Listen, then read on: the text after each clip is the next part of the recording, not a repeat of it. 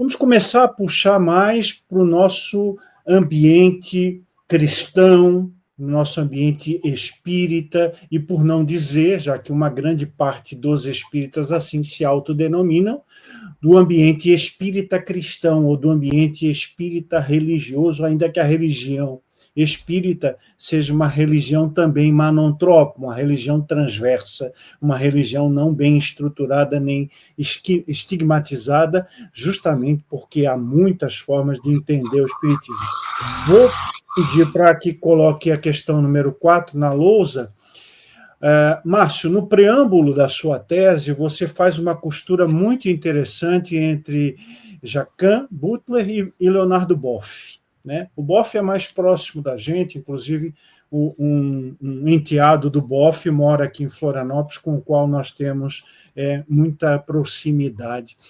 Bom, aí você pinça uma citação de Boff que eu vou transcrever, que diz assim: a fé se constitui em uma praxis, ou seja, em uma forma de comportar-se diante da realidade à luz de Deus. Agora, que tipo de praxis é a fé verdadeira? Uma fé que seja deveras fé em Deus e em Jesus Cristo leva a um processo libertador, de denúncia das opressões concretas que corporificam o pecado como rejeição de Deus e do irmão e de efetivo compromisso, atentem, da gestação e criação de uma sociedade mais justa e igualitária. Aí vem a pergunta. As religiões, em geral, no Brasil, em especial o chamado espiritismo cristão, majoritário, federativo, ortodoxo, religioso, espiritismo cristão, na exata acepção da palavra, como está aí, pode construir uma sociedade mais justa e igualitária?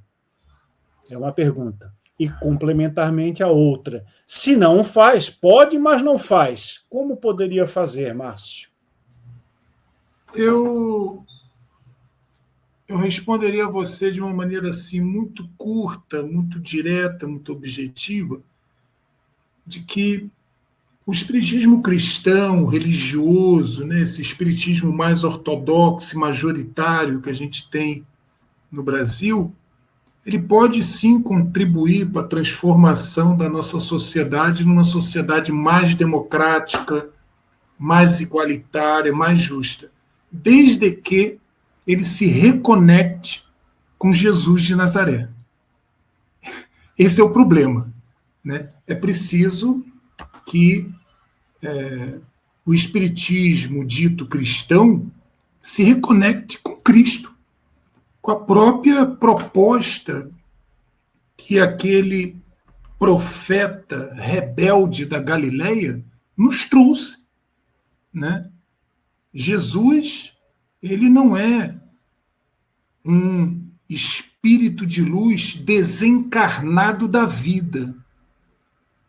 Jesus, ele tem uma existência narrada pelos evangelhos, que é uma existência que se coloca ao lado dos oprimidos, que abraça os pobres, que diz que as prostitutas vos precederão no reino de Deus, chegarão primeiro do que vós, hipócritas e fariseus. Então, esse é Jesus.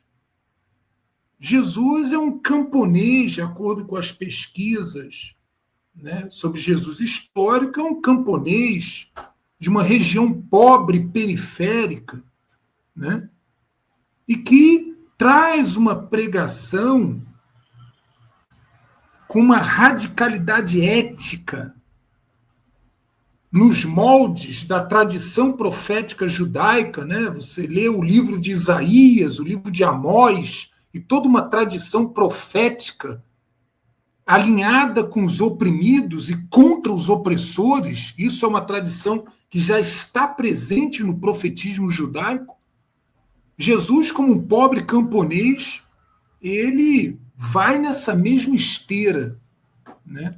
Um profetismo radicalmente ético, comprometido com a mudança, comprometido com aqueles que sofrem.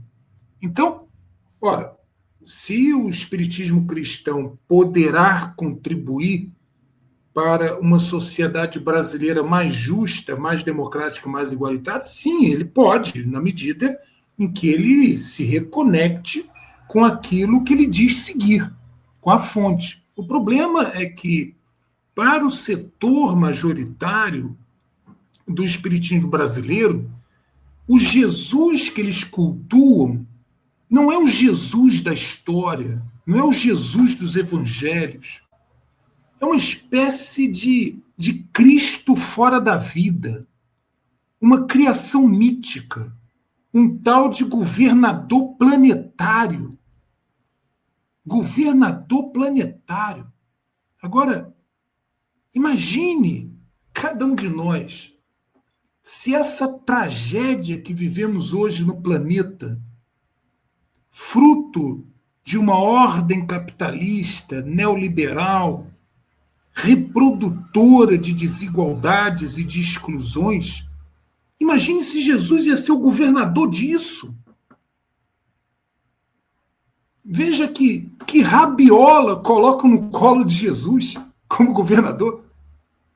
Porque se Jesus fosse governador desse caos que é o planeta Terra, ele mereceria um impeachment.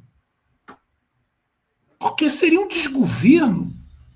Então, veja, penso eu que o problema, ou um dos problemas do espiritismo cristão hegemônico é que tipo de Jesus eles estão falando. Quem é o Jesus?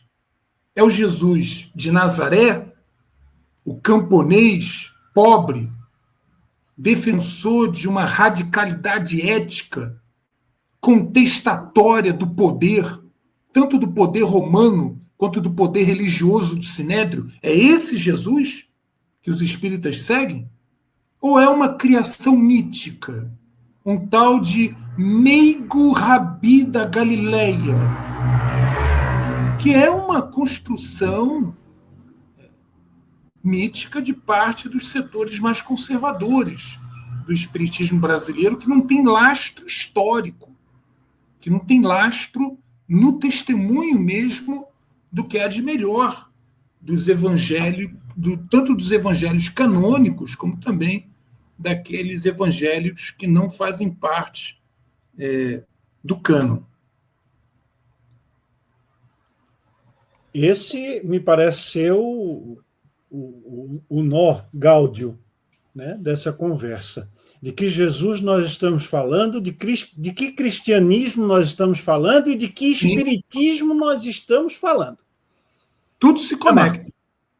Porque como é que eu vou esperar que alguém com uma postura de perplexidade poética, de estupefação ou de crença cega na ideia de que, abre aspas, o mundo está em transição, fecha aspas. Esta me parece ser a frase mais dita, ouvida e escrita dos periódicos, dos grupos, dos canais e de qualquer mídia espírita. O planeta ou o mundo está em transição. Meu amigo, minha amiga, o planeta está em transição desde que o Big Bang ocorreu, desde que o universo foi formado pelas fontes universais. Então, ele está em transição, todos estamos em transição, todos estamos em progresso, assim diz o Livro dos Espíritos. Então, Marcos Braga, como que este movimento contemplativo espírita pode se inserir diante das opressões, de todas as situações negativas que o cenário social e que o cenário também espírita nos apresenta, para construir uma sociedade mais justa e igualitária? É a pergunta de $1 milhão para ti, é fácil de responder, a bola é tua. Vamos lá. A gente teve uma eclosão, né? Uma supernova década de 70, 80, o próprio fenômeno do Chico Xavier, Pinga Fogo, Vanucci na Globo. E a gente, independente do 1%, 2% do censo, a gente deixou de ser uma coisa segmentada que a gente ouvia falar que tinha uma pessoa que era, as novelas, aquela coisa toda, para você ter uma ampla divulgação do que é o espiritismo em linhas gerais e as suas visões maiores. Mas a gente envelheceu mal nessa discussão, né? Uma vez eu estava vendo aqui no YouTube, eu gosto de ver coisa velha aqui no YouTube, estava assistindo retrospectiva de 85. Né? Falei, cara, vou ver aqui logo depois aqui da abertura, antes da Constituição. Aí os problemas são os mesmos, tá? Matador, enchente, aqueles problemas que a gente já conhece. Mas o que me chamava a atenção nessa retrospectiva é que todo final de ano você perguntava para as pessoas o que ela desejava para o Brasil. E a pessoa falava saúde, educação, que as pessoas mais pobres não sofram.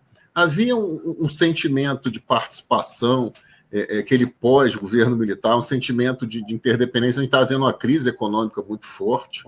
E o espiritismo também se refletiu dessa forma. A discussão do trabalho assistencial, do outro, das relações, ela era forte, ainda que a gente achasse que era assistencialismo, mas existia uma visão do outro, do coletivo, de uma preocupação com o desigual. No decorrer desses 40 anos, a gente foi invadido aos poucos por uma ideia muito individualista meritocrática, né?